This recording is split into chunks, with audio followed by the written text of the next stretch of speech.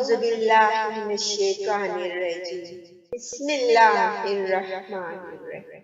السلام علیکم ناظرین، یہ لا اسلام چینل سے مخاطب ناظرین کرام، قرآن پاک کا پارہ نمبر 20 آیات نمبر 60 سے لے کر 75 تک کا ترجمہ۔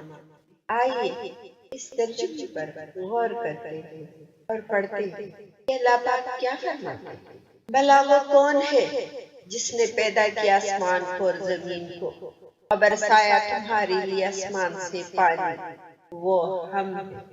پھر اگائے ہم نے اس کے ذریعے سے باغات رونق والے، نہ تھا تمہارے بس میں کہ اگا سکے تم اس میں درخت۔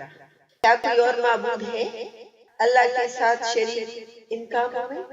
نہیں، بلکہ یہ وہ لوگ جو سیدھی راہ سے ہٹ کر چلے جا رہے ہیں۔ بھلا کون ہے وہ جس نے بنایا زمین کو جائے قرار اور رواں کی اس کے اندر دریا اور بنائے اس کے لیے بوجھل پہاڑ اور حائل کر دیا پانی کی دو ذخیروں کے درمیان پردہ۔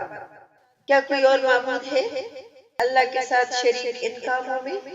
نہیں، بلکہ ان کی اکثریت نادان ہے۔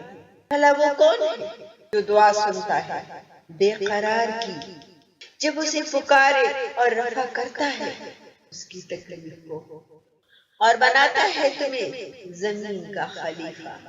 کیا کوئی اور معبود ہے اللہ کے ساتھ شریک ان کاموں میں؟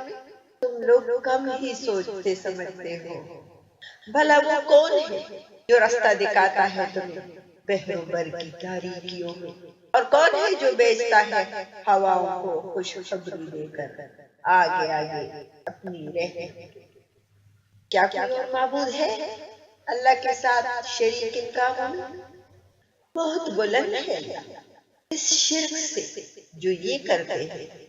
بھلا وہ کون ہے جو ابتدا کرتا ہے خلق پھر اس کا اعادہ کرتا ہے، اور کون ہے جو رزق دیتا ہے تم کو آسمان سے اور زمین سے؟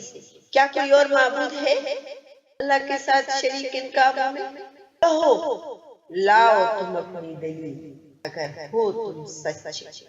ان سے کہو نہیں جانتا جو بھی آسمان اور زمین میں غیب کو سوائے اللہ کے، اور نہیں جانتے وہ تو یہ بھی کہ دوبارہ کب اٹھائے جائیں گے۔